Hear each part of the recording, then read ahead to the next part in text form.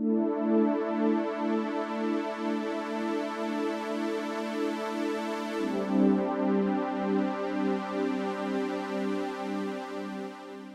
the current copyrights do not match this new reality as they were defined long time ago before the digital revolution, which has opened up so many new opportunities for sharing content. Almost 1 year since Mrs. Andersdotter and Mrs. Hake and I sent a letter to President Barroso on the need to review the Information Society Directive.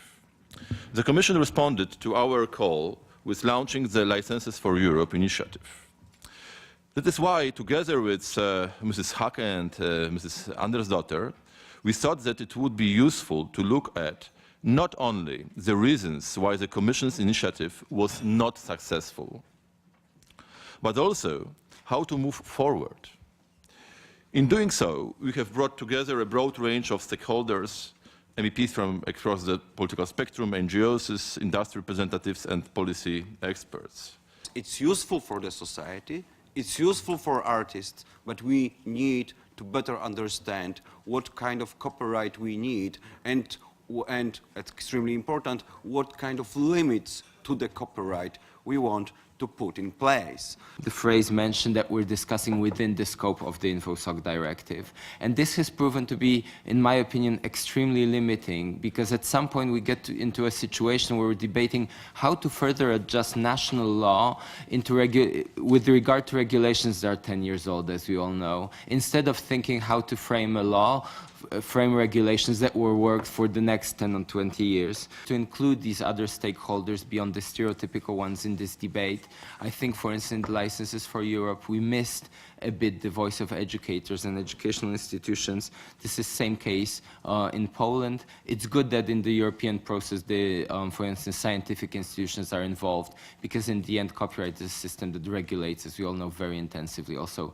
such areas as education, science, and not just culture. If there's a political will and an elected government which says, like, as part of our coalition agreement, we want to change something here, and then a situation arises where nobody dares to because of this unclear situation and the inability of the system in Brussels to clearly express its objectives in this field, then something is broken. IPR-intensive industries in Europe are responsible for 26% of the employment in Europe and 39% of the GDP. So you get the impression without IPR, we are an economy that is about 3/4 of the current economy.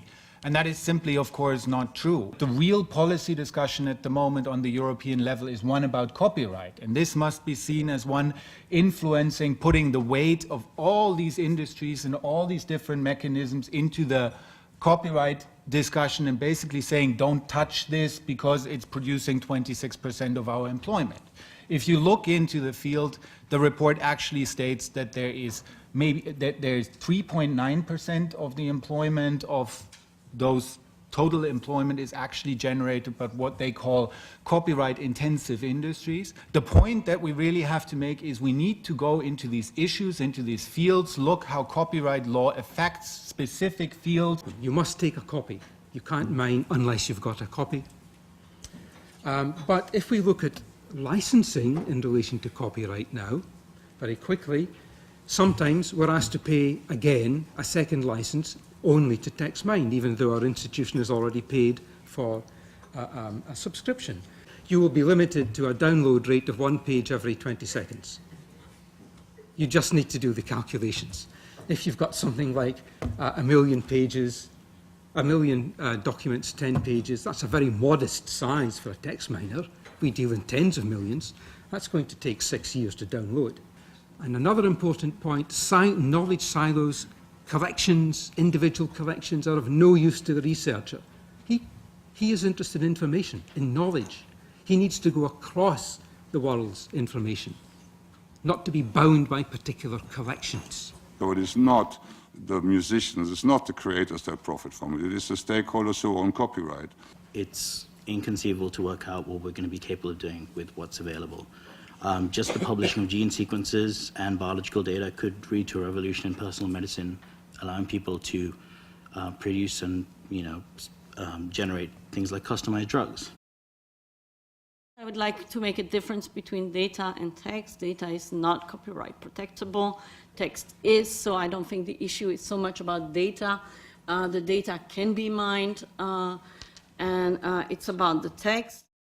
In an ideal world, as a publisher, we believe everything would be published as open access with Creative Commons licenses, CC BY, CC0, and that would allow people to do any type of analytic or computational work on the literature.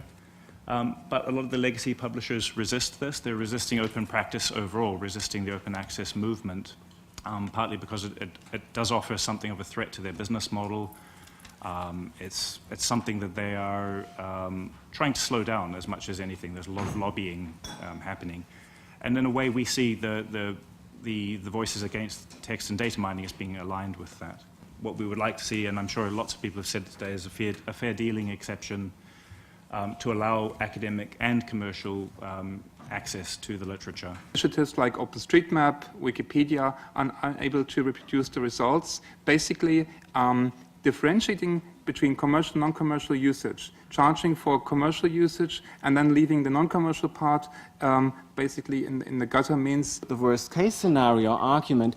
We have both. As I have shown you, we have the closed list, so we follow the closed list approach in the sense of the continental European approach, and then we have a flexible balancing tool, which is the three-step test, normal exploitation, legitimate interest, and so on. But this is not used to flexibilize the system, this is used to further constrain the system.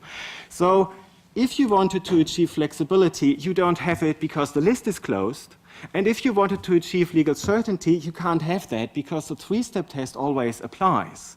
So it couldn't be worse. This system just cannot, I mean, regardless of what kind of system you prefer, if you want the open-ended Anglo-American approach or the legal certainty continental European approach, both fine with me, but what you can't have is this, because you frustrate both incentives, both merits, both achievements of the two systems. If you want to take something to the next term of Parliament, then take with you the idea of opening up the system. My recommendation would be implement a flexible new rule at the end of the list, saying if there is something that is not reflected in the list, we give freedom to the judge to decide on those cases on the basis of several factors.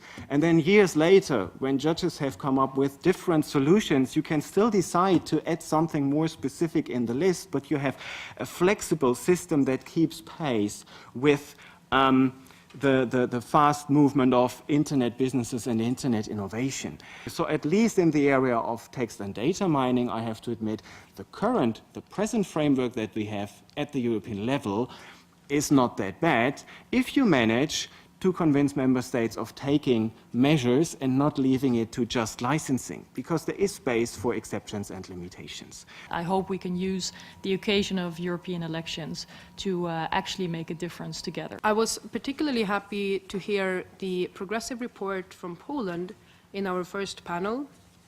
I've been looking for several years at the various projects of the European Union to get a more sustainable model.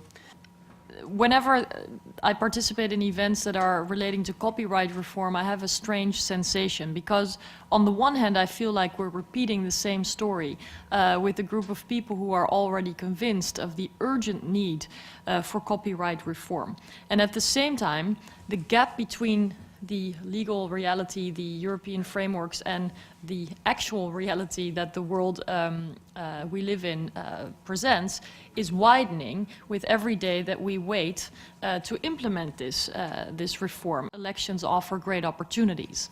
And so if there is any way we can put the issue of copyright reform on the agendas in our respective member states to make it a part of the discussions and the programs of different political parties leading up to the European elections, that would be a huge help. This directive should be revised. Many ordinary users are simply not sure as to what is legal and what is not. Some people need to have some rights to do the work, like universities or libraries. They should be able to reuse the work, use it in classrooms, use it for distant learning, use it for research. It should be format neutral. So in some copyright acts you can still see, okay, you can only make so many copies with a copying machine. No, it should be the way, like, it should be able to adapt to new technological inventions and innovations. I think the lobbying strength of users is still much weaker than of the right holders. Text and data mining has nothing to do with violating copyright. If we go to limitations and exceptions that are too tight and too narrow, the copyright directive might be old again in a few years. So we really want them to consider this fair use right on top of limitations and exceptions.